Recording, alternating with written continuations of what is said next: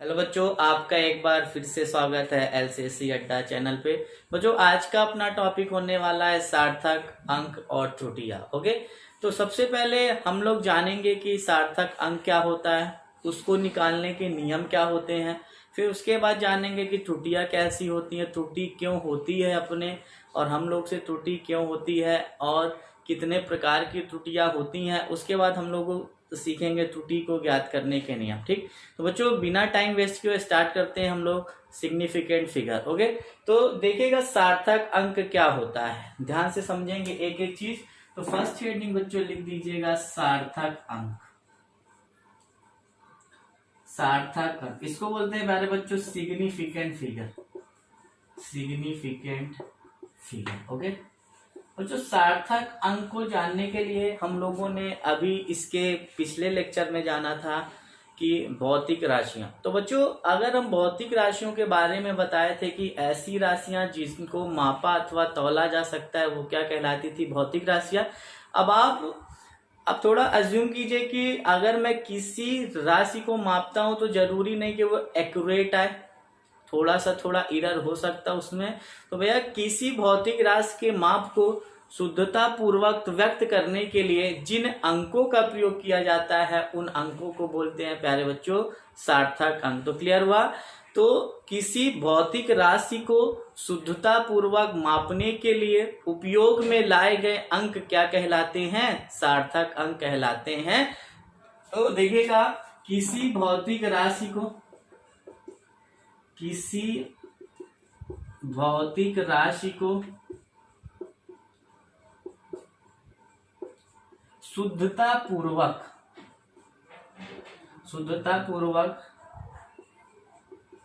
मापने के लिए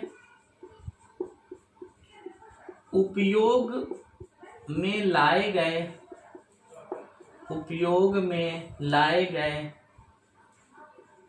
अंक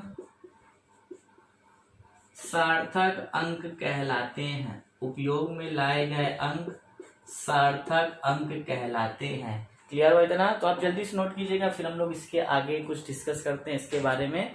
तो जल्दी से नोट कीजिएगा। तो एकदम सिंपल सी डिफिनेशन आई कि किसी फिजिकल क्वांटिटी को एक्यूरेट मेजर करने के लिए जिन हम लोग अंक या नंबर्स का यूज करते हैं उनको प्यारे बच्चों क्या बोलते हैं, सार्थक अंक कहते हैं। ओके, एक डिफिनेशन और बन सकती है कि किसी भी आप कोई भी मेजरमेंट देखो उसमें एक निश्चित अंक होता है, निष्ठा पूर्वक ज्ञात अंक, और एक होता है अनिश्चित अंक। अनिश्चित अंक बच्चों आप देखे होंगे कि मान लिया कि हमने कोई लिखा 1.03000। बच्चों ये जो आपके लेफ्ट साइड है ये हमेशा क्या होगा, निश्चित होगा। और अनिश्चित का मतलब कुछ भी आए, कितने बार आए, उसको क्या बोलते हैं, अनिश्चित अंक बोलते हैं। तो इन्हीं अंकों को बच्चों क्या बोलते हैं, सार्थक अंक कहते हैं। क्लियर हुआ? तो अब हेडिंग लिख दीजिएगा सार्थक अंक ज्ञात करने के नियम। ओके, तो हेडिंग लिखिएगा सार्थक अंक ज्ञात करने के नियम। सार्थक अंक ज्ञात करने के नियम। ओके, तो अब देखिएगा ध्यान से, पहला पॉइंट ये आएगा यहाँ पे ज्ञात करने के नियम में प्यारे बच्चों कि मान लिया कि अपने पास कोई 10 की घात वाले नंबर, जैसे मान लिया 10 की घात 6 है, 10 की घात 7 है, 10 की घात 8 है। मान लिया कि 1.6 इंटू 10 की पावर 9 लिखा हुआ, 1.32 इंटू 10 की पावर 5 लिखा हुआ। वो जो 10 की घात वाले नंबर होंगे उनको सार्थक अंक में नहीं गिना जाता है। तो अगर आप कोई पूछे इसमें सार्थक अंकों की संख्या कितनी है तो आप कितने बताओगे, 2। इसमें कितनी है तो आप कितने बताओगे, 3। क्यों? क्योंकि 10 की घात वाले अंकों की गणना सार्थक अंक में नहीं होती है। तो आप यहाँ पे लिख लीजिएगा कि 10 की घात वाले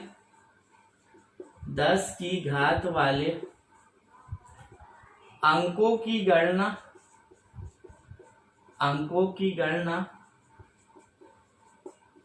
सार्थक अंक में नहीं होती है, सार्थक अंक में नहीं होती है। क्लियर है प्यारे बच्चों? तो जल्दी से नोट कीजिएगा पहला पॉइंट कि 10 की घात वाले अंकों की गणना सार्थक अंक में नहीं होती है। ओके, तो इसको नोट कीजिएगा, फिर हम लोग नेक्स्ट पॉइंट की तरफ आगे बढ़ेंगे।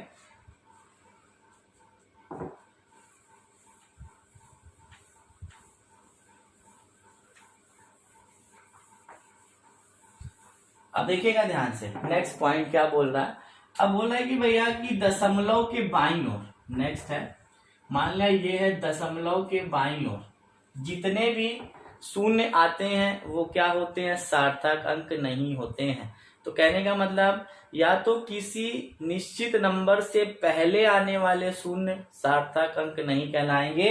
कहने का मतलब अगर मैं क्या करूं, बाईं ओर किसी निश्चित संख्या के बाईं ओर जितने भी आने वाले शून्य होंगे वो सार्थक अंक नहीं होंगे। अगर मैं आपसे पूछूं कि बच्चों 0.0004 में कितने सार्थक अंक हैं, तो आप कितने बताओगे, एक। क्यों? क्योंकि नियम नंबर तो यही कहता है कि किसी निश्चित संख्या के बाईं ओर आने वाले जितने भी शून्य होते हैं वो सार्थक अंक में नहीं गिने जाते। क्लियर? अगर मैं पूछूं आपको 0.04 में कितने हैं, तो प्यारे बच्चों इसमें भी कितने होंगे, एक सार्थक अंक आएंगे। क्लियर हुआ? तो आपका भैया दूसरा नोट क्या बना कि संख्या के प्रारंभ में, संख्या के प्रारंभ में अर्थात बाईं ओर आने वाले सभी शून्य सार्थक अंक नहीं होंगे, सार्थक अंक नहीं होते हैं। ओके भैया, तो जल्दी से नोट कीजिएगा आपका सेकेंड पॉइंट की संख्या के बाईं ओर जितने भी शून्य आएंगे वो सार्थक अंक नहीं होते हैं। ओके,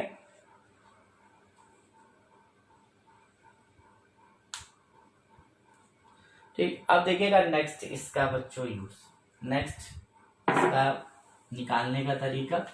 बच्चों नेक्स्ट क्या आता है कि मान लीजिए हम दशमलव की स्थिति को बदलते हैं। सपोज आपसे किसी ने पूछा 1.94 में कितने सार्थक अंक है, पूछा 19.4 में कितने सार्थक अंक है। तो बच्चों आप इस बात से कभी भी कंफ्यूज मत होइएगा, क्योंकि दशमलव की स्थिति बदल देने पर सार्थक अंक पे कोई प्रभाव नहीं पड़ता है।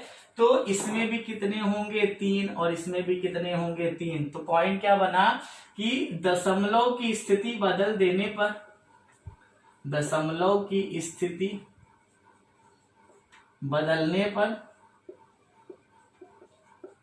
सार्थक अंक पर कोई प्रभाव नहीं पड़ता है, कोई प्रभाव नहीं पड़ता है। ओके प्यारे बच्चों, तो जल्दी से नोट कीजिएगा नेक्स्ट पॉइंट कि दशमलव की स्थिति चाहे आप जहां बदल दो सार्थक अंक पे कोई प्रभाव नहीं पड़ेगा। तो जल्दी से नोट कीजिएगा, फिर नेक्स्ट पॉइंट पर हम लोग आगे बढ़ते हैं। जल्दी से नोट कीजिएगा।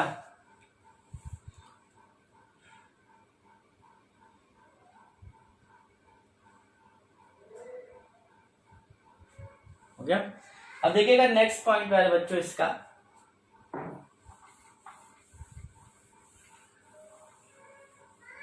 ठीक। अब देखिएगा नेक्स्ट पॉइंट,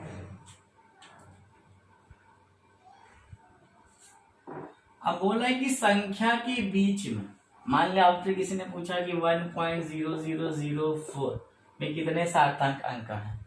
तो बच्चों जब आपको ऐसी कंडीशन दे दे कि दो अशून्य अंकों के बीच आने वाले सभी शून्य क्या होंगे, सार्थक अंक कहलाते हैं। क्लियर हुआ? तो कहने का मतलब कि दशमलव के, या तो बोल सकते हैं कि दो संख्या के बीच में आने वाले सभी शून्य क्या होंगे, सार्थक अंक होंगे। तो कहने का मतलब दो अशून्य के बीच, दो अशून्य अंकों के बीच, दो अशून्य अंकों के बीच आने वाले सभी शून्य सार्थक अंक होते हैं, सभी शून्य सार्थक अंक होते हैं। क्लियर हो प्यारे बच्चों? तो जल्दी से इसको आप नोट कीजिएगा, फिर हम लोग नेक्स्ट की तरफ आगे बढ़ेंगे। तो जल्दी से नोट कीजिएगा।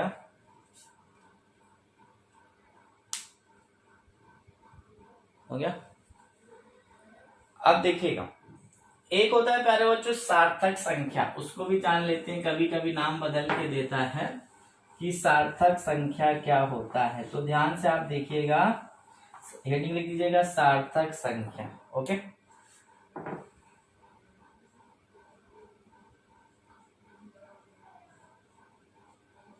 सार्थक संख्या इसको बोलते हैं प्यारे बच्चों सिग्निफिकेंट नंबर। ओके, अब सार्थक संख्या होता क्या है कि किसी एक निश्चित मान को सार्थक अंकों में बदलने के लिए जिन अंकों का प्रयोग किया जाता है उसको क्या बोलते हैं, सार्थक संख्या कहते हैं। फॉर एग्जाम्पल, यदि मान लिया कि 1.386 लिखा हुआ है, ठीक, तो आप ये देखोगे कि अगर इस संख्या में 5 से बड़ा है, मतलब इसके बाईं ओर वाली संख्या अगर 5 से बड़ी है तो इसके पीछे ये वाली संख्या अगर 5 से बड़ी है तो इसके पहले वाले पर एक क्या हो जाएगा, जुड़ जाएगा। अगर ये 5 से छोटी है तो कोई प्रभाव नहीं पड़ता है। तो कहने का मतलब, अगर हम एक एग्जांपल और ले बच्चों, 1.46 लिखा है, तो देखो ये संख्या क्या है, 5 से बड़ी। जब ये 5 से बड़ी होगी ये कहलाएगी सार्थक संख्या, लेकिन ये अपना एक अंक किसको दे देगी, 1.5। तो जो आपको आंसर लिखा जाता है प्यारे बच्चों ये क्या होगा, 1.5। कहने का मतलब पहला पॉइंट क्या मिला, यदि संख्या 5 से बड़ी है, यदि अंतिम संख्या 5 से बड़ी है, 5 से बड़ी है तो उसके पहले वाले अंक में एक जोड़ दिया जाता है, एक जोड़ दिया जाता है। एक बात समझ में। और यदि संख्या 5 से छोटी है तो उसके पहले वाले अंक पर कोई प्रभाव नहीं पड़ेगा। तो नेक्स्ट पॉइंट लिख लीजिएगा, यदि संख्या 5 से छोटी है, यदि संख्या 5 से छोटी है तो पहले अंक पर कोई प्रभाव नहीं पड़ेगा, कोई प्रभाव नहीं पड़ेगा। आई बात समझ में। तो बच्चों ये बहुत ही इंपॉर्टेंट पॉइंट है, इसको आप जल्दी से नोट कीजिएगा। फिर देखते हैं सार्थक अंकों का जोड़ अथवा घटाना, गुणा भाग का नियम क्या कहता है। जल्दी से नोट कीजिएगा इसको। फिर देखते हैं, हेडिंग लिख दीजिएगा सार्थक अंकों को जोड़ अथवा घटाने के नियम। ठीक, अब देखिएगा,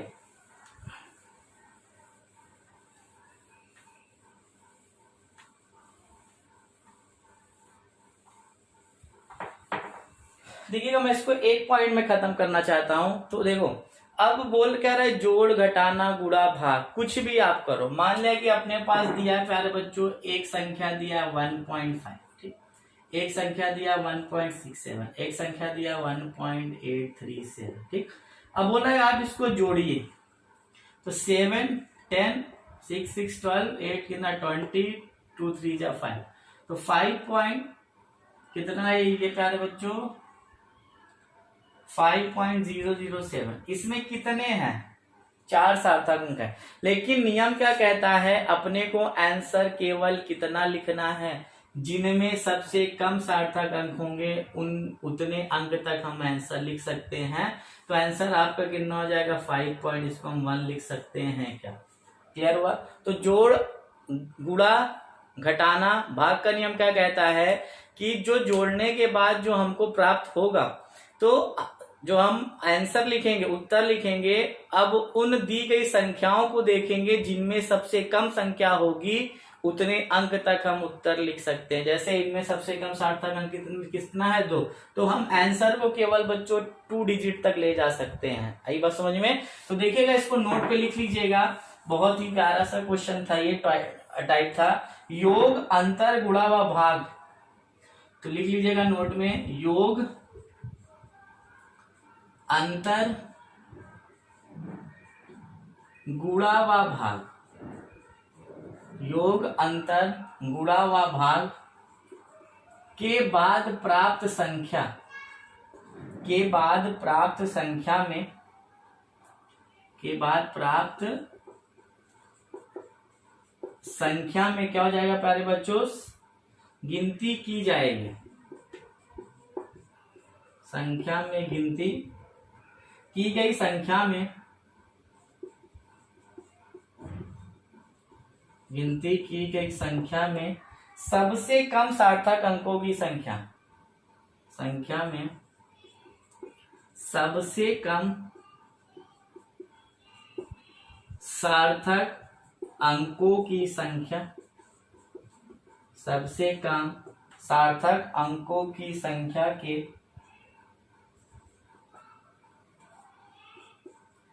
गिनती के बराबर होनी चाहिए, गिनती के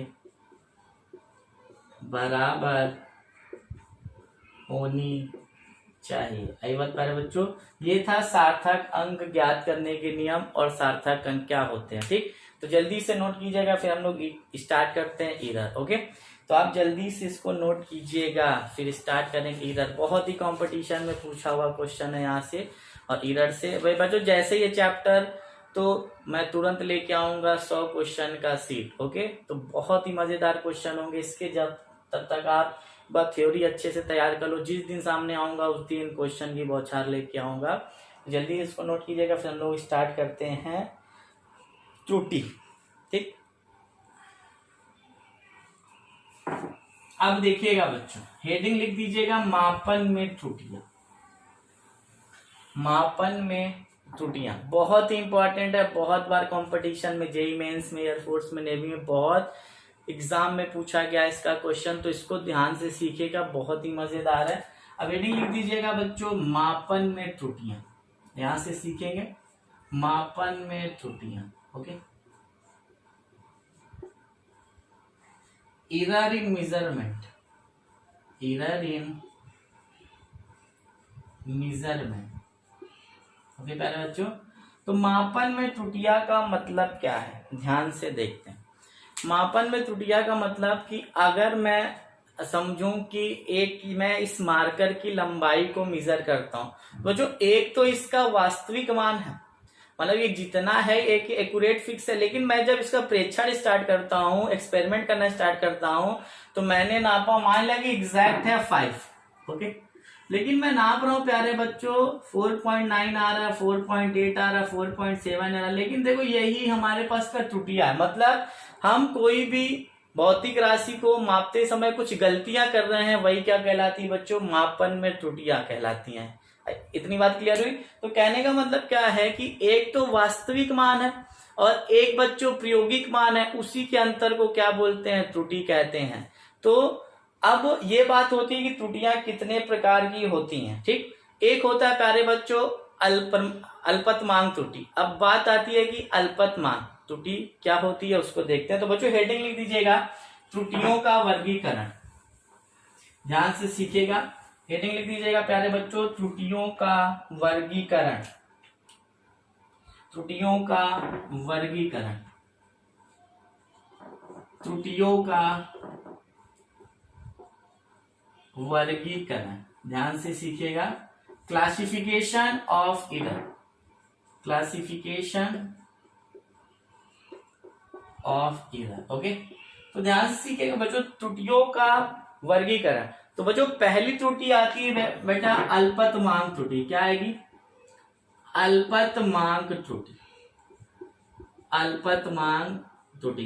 पहले बच्चों ये अल्पतमांक होता क्या है उसको एक बार नजर डाल लेंगे। अल्पतमांक बच्चों the smallest value measured by the measuring instrument. कहने का मतलब कि सपोज आपके पास एक ये मीटर स्केल है। ठीक, अब मीटर स्केल है ये।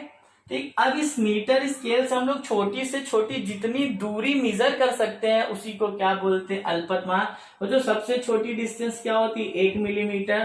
तो इसका अल्पतमांक कितना हुआ प्यारे बच्चों, 1 मिलीमीटर। आई बात समझ में। तो अल्पतमांक त्रुटि क्या होगी, किसी यंत्र की विभेदन सीमा के कारण होने वाली त्रुटि क्या कहलाती है, अल्पतमांक त्रुटि कहलाती है। ध्यान से सीखिएगा, अल्पतमांक त्रुटि क्या होती है, मापन यंत्रों की विभेदन सीमा के कारण। तो लिखते जाइएगा मापन यंत्रों की, मापन यंत्रों की विभेदन सीमा के कारण, मापक यंत्रों की विभेदन सीमा के कारण होने वाली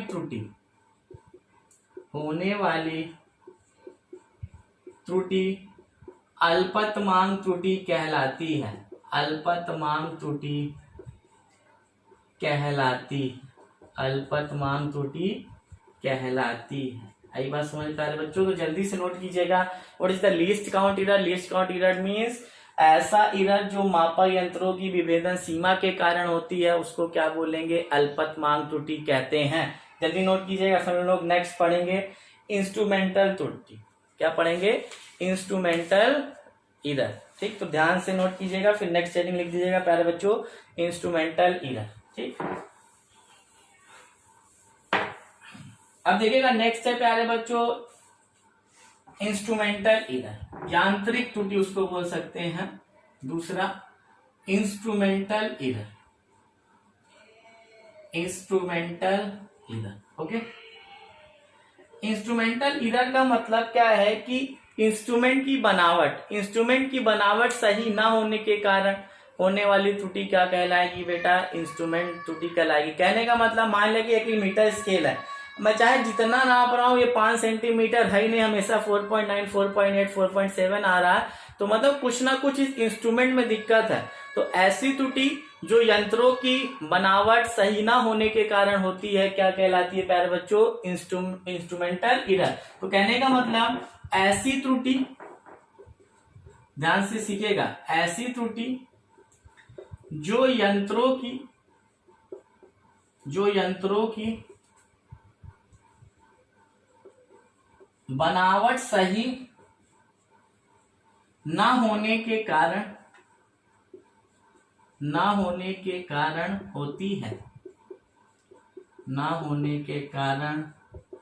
होती है, क्या कहलाएगी प्यारे बच्चों? इंस्ट्रूमेंटल एरर कहलाता है। क्लियर हुआ? अब देखिएगा नेक्स्ट आएगा बच्चों कांस्टेंट एरर। ध्यान से सीखिएगा। नेक्स्ट है प्यारे बच्चों कांस्टेंट एरर। ठीक, अब देखते हैं कांस्टेंट एरर होता क्या। ऐसी त्रुटि जब हम बार बार प्रेक्षण कर रहे हैं लेकिन त्रुटि का मान कांस्टेंट बना हुआ है, उतनी ही बार बार आई रही, उस त्रुटि को क्या बोलेंगे? Constant error. कांस्टेंट का मतलब हम जितने बार एक्सपेरिमेंट कर रहे हैं केवल उतना ही त्रुटि आ रही बार बार, तो इस त्रुटि को हम लोग क्या नाम दे देंगे बच्चों? कांस्टेंट एरर मींस अचर त्रुटि। तो बच्चों नेक्स्ट देखिएगा अचर त्रुटि। अब देखिएगा नेक्स्ट कांस्टेंट एरर क्या होती है। कांस्टेंट एरर इसको बोलते हैं प्यारे बच्चों अचर त्रुटि। ध्यान से सीखिएगा। अचर त्रुटि का मतलब मान लिया कि एक मेरे पास एक ये वॉल है, मैं इसको बार बार मेजर कर रहा हूं, बार बार त्रुटि का मान समान आ रहा है, तो ऐसी त्रुटि को हमने किस श्रेणी में रख दिया बच्चों? कांस्टेंट एरर में। मतलब बार बार प्रयोग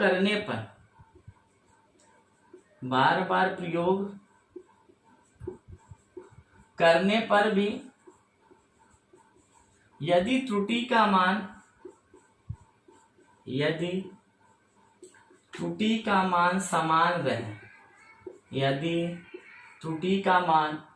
रहे, तो ऐसी त्रुटि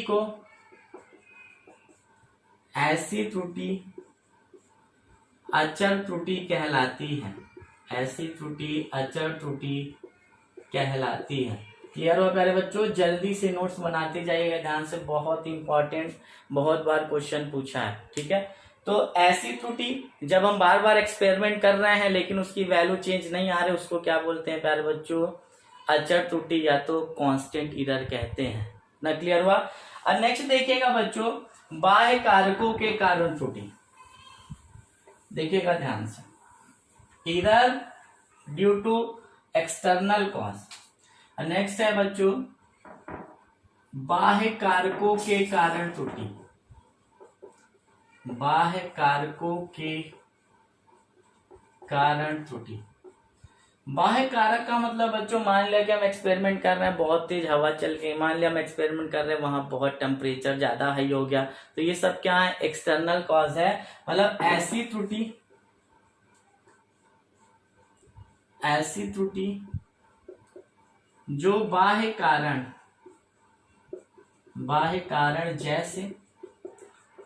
ताप दाब वायु इत्यादि के कारण होती है, इत्यादि के कारण होती है। क्या कहलाएगी प्यारे बच्चों? बाह्य कारकों के कारण त्रुटि। बच्चों इतना क्लासिफिकेशन कहीं नहीं मिलेगा, ध्यान से पढ़िएगा, नोट बनाते रहिएगा, बहुत मजा आने वाला है। तो बच्चों अब देखिएगा, अब इम्परफेक्टनेस त्रुटि, उसको क्या बोलते हैं प्यारे बच्चों? अपूर्णता त्रुटि, अपूर्णता त्रुटि। नेक्स्ट है इम्परफेक्टनेस, इम्परफेक्टनेस एरर, इसको बोलते हैं अपूर्णता त्रुटि। बच्चों इम्परफेक्टनेस होता क्या है कि मान ले कि हम त्रुटियों का कारण जानते हुए भी हम उसको दूर नहीं कर पा रहे हैं, तो इसको क्या बोलेंगे? इम्परफेक्टनेस एरर। ठीक, इम्परफेक्टनेस का मतलब हमको पता है कि वो क्यों हो रही, लेकिन फिर भी हम उसको दूर नहीं कर सकते हैं, ऐसी त्रुटि को क्या बोलेंगे? अपूर्णता त्रुटि। ओके, तो क्या बनेगी प्यारे बच्चों डिफिनेशन? त्रुटियों का कारण जानते हुए भी, त्रुटियों का कारण जानते हुए भी उसका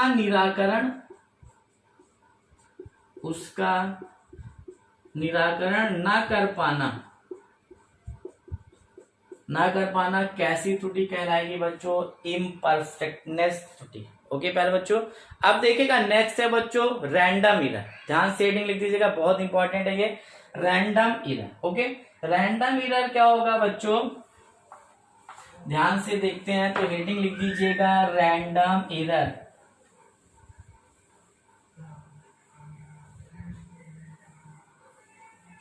ओके प्यारे बच्चों, अब देखिएगा रैंडम एरर क्या होता है, ध्यान से समझते हैं।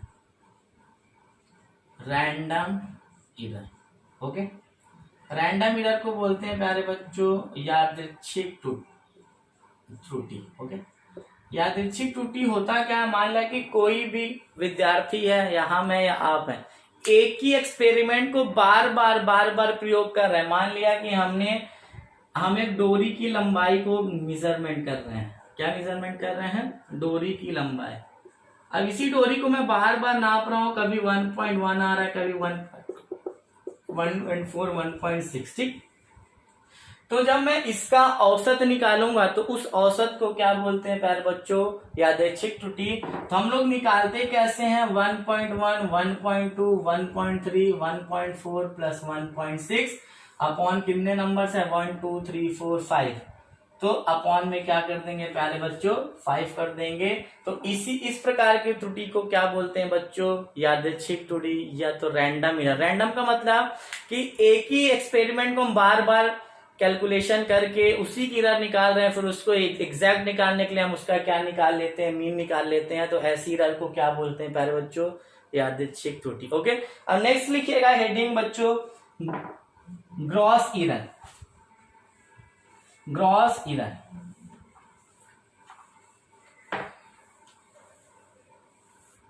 ठीक। अब देखिएगा नेक्स्ट है प्यारे बच्चों ग्रॉस एरर। ग्रॉस एरर बच्चों, ग्रॉस एरर को बोलते हैं सकल त्रुटि।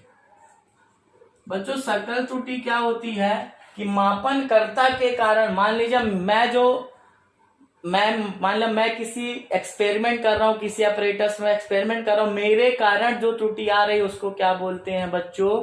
ग्रॉस एरर कहते हैं। तो कहने का मतलब मापनकर्ता के कारण होने वाली त्रुटि, मापनकर्ता के कारण होने वाली त्रुटि क्या कहलाएगी बच्चों? सकल त्रुटि कहलाती है। सकल त्रुटि कहलाती है। क्लियर हुआ इतना? तो मापनकर्ता के कारण होने वाली त्रुटि क्या कहलाएगी प्यारे बच्चों? सकल त्रुटि कहलाती है। नेक्स्ट हेडिंग लिखिएगा बच्चों एब्सोल्यूट एरर। एब्सोल्यूट एरर तो उसको बोलते हैं प्यारे बच्चों निरपेक्ष त्रुटि। हो गया बच्चों एब्सोल्यूट एरर। एब्सोल्यूट एरर, इसको बोलते हैं निरपेक्ष त्रुटि।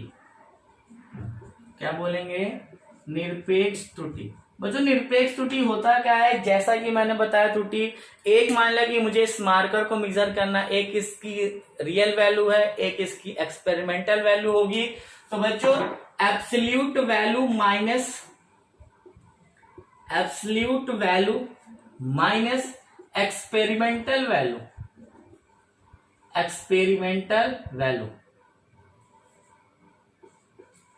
इसके अंतर को क्या बोलेंगे प्यारे बच्चों? एब्सोल्यूट एरर कहेंगे। मतलब प्रमाणिक मान एवं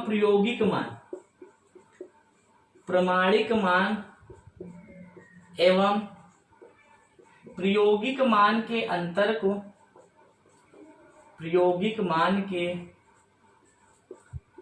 अंतर को निरपेक्ष त्रुटि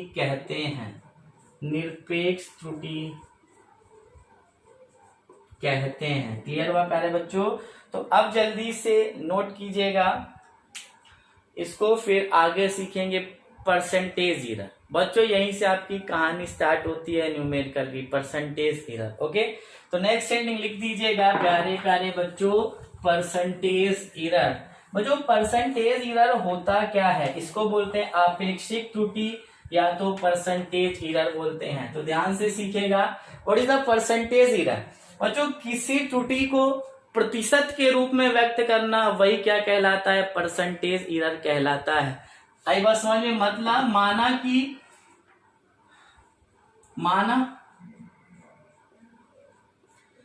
एक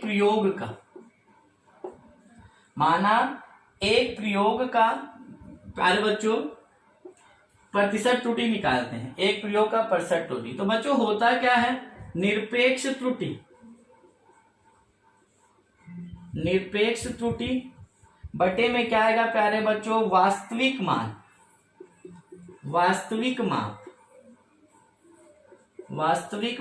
गुणे 100। इसको क्या बोलते हैं प्यारे बच्चों? Percentage error. क्या कहते हैं? Percentage error. It means absolute error and absolute value into and. Absolute error मतलब क्या मान सकते हैं बच्चों हम लोग? प्रमाणिक मान। इसको और एक्सपेंड करके लिख सकता हूं, प्रमाणिक मान माइनस प्रायोगिक मान अपॉन बच्चों वास्तविक मान गुणे क्या प्यारे बच्चों? 100। तो इसको बोल सकते हैं प्यारे बच्चों परसेंटेज एरर। जल्दी से आप इसको नोट कीजिएगा। फिर स्टार्ट करते हैं कुछ इसकी कंडीशन, योग में, जोड़ में, गुणे में, घटाने में, भाग में, घात में होने वाली त्रुटियों। वही जो अब 5 कॉन्सेप्ट आने वाले हैं वही बहुत इंपॉर्टेंट है। दुनिया का कोई भी क्वेश्चन हो यार उन्हीं 5 कॉन्सेप्ट से लगने वाला है, इसलिए ध्यान से देखिएगा। नोट हो गया बच्चों? अब देखिएगा, हेडिंग लिख दीजिएगा त्रुटियों का संयोजन, कॉम्बिनेशन ऑफ एरर। बहुत ही महत्वपूर्ण है प्यारे बच्चों, त्रुटियों का संयोजन। ध्यान से सीखिएगा, कॉम्बिनेशन ऑफ एरर,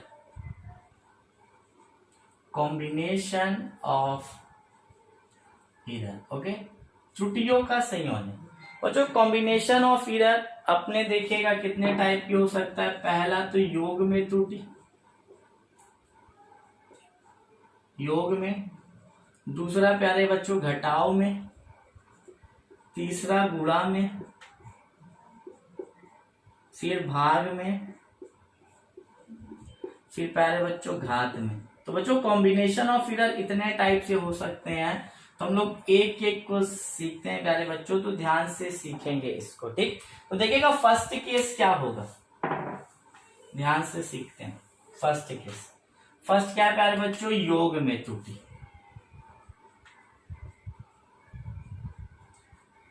लिख देंगे एरर इन एडिशन और सब्ट्रैक्शन, दोनों को एक साथ सीख लेते हैं यहाँ पे। सब्ट्रैक्शन, ओके, योग अथवा व घटाव में, ठीक प्यारे बच्चों, दोनों के एक साथ। मतलब मान लिया कि अपने पास कोई भौतिक राशि है या तो कुछ भी कोई न्यूमेरिकल वैल्यू है, वो a प्लस माइनस बी के फॉर्म में लिखी है। किस फॉर्म में लिखी है?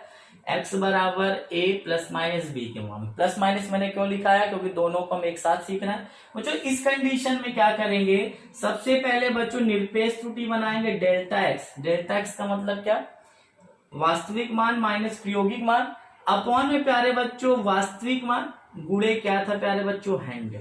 आई बात समझ में। तो इसी तरह इसको बनाएंगे डेल्टा ए अपॉन ए into 100 plus minus delta B upon B into 100। तो ये था बच्चों जोड़ अथवा घटाव में त्रुटि। जल्दी से नोट कीजिएगा, इस फार्मूले को याद रखेंगे, एकदम आसानी से क्वेश्चन लगेगा। ठीक, अब ध्यान से देखिएगा नेक्स्ट पार्ट। नेक्स्ट क्या है बच्चों,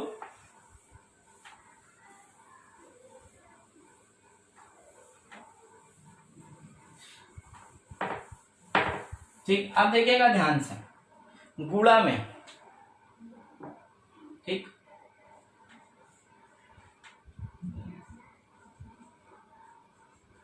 गुणा में त्रुटि।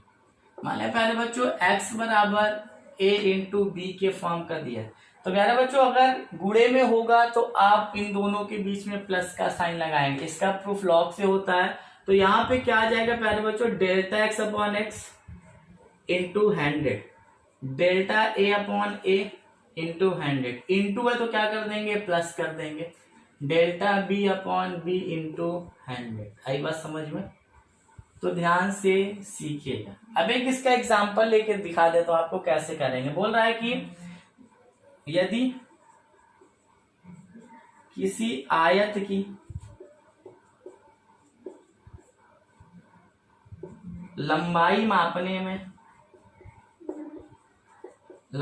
मापने में 2% त्रुटि तथा चौड़ाई मापने में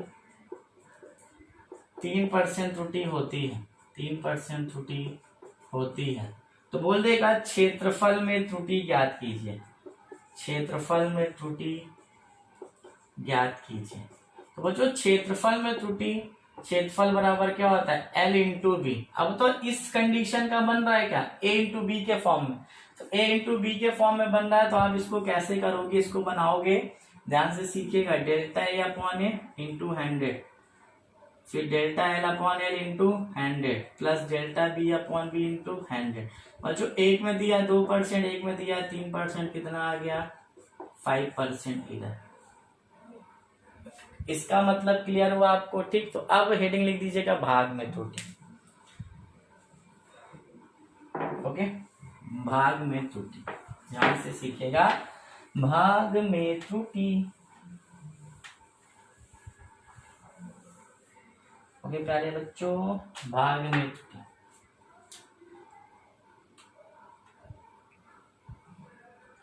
नेक्स्ट है भाग में त्रुटि।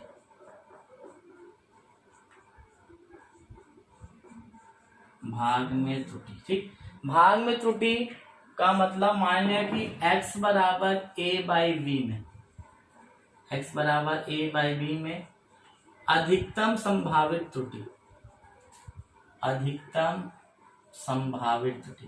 पहले बच्चों अगर यहाँ पे अधिकतम बोले तो आप दोनों के बीच में प्लस में लगाओगे, अगर यहीं पे न्यूनतम बोलेगा तो आप माइनस लगा के करोगे। कहने का मतलब delta x upon x into 100 बराबर delta A upon A into 100। अब बताओ अधिकतम बोला तो हम लोग क्या लगाएंगे, प्लस। तो बच्चों delta B upon B into 100। पर बच्चों यही अगर मिनिमम की कंडीशन बना देता तो आप कुछ ऐसे लिखते, डेल्टा ए अपॉन ए into 100 minus delta B upon B into 100। Okay पहले बच्चों ये मिनिमम की कंडीशन है और ये मैक्सिमम की कंडीशन है, तो जल्दी से नोट कीजिएगा। फिर घात में त्रुटि को हम लोग स्टडी करते हैं, तो इसको जल्दी से नोट कीजिएगा। अब हेडिंग लिख दीजिएगा बच्चों घात में त्रुटि। ओके, घात में त्रुटि।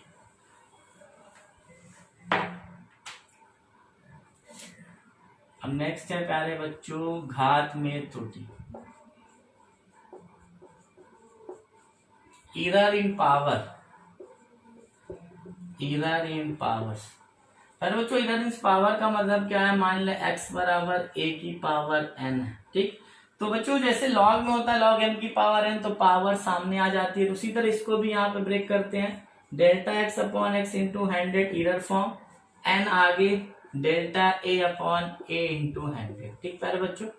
और एक अनुमेय त्रुटि भी निकाल सकते, उसमें क्या होता है, कॉम्बिनेशन होता है पावर का। मान लिया कि x बराबर a की पावर n b की पावर m दिया, ठीक। ध्यान से देखिएगा, इसको सीख लेते हैं बच्चों। डेल्टा x अपॉन एक्स निरपेक्ष अपन वास्तविक इंटू 100, पावर आगे delta a upon a into 100। अब बताओ इंटू लगाए तो क्या लगाएंगे, प्लस लगाएंगे।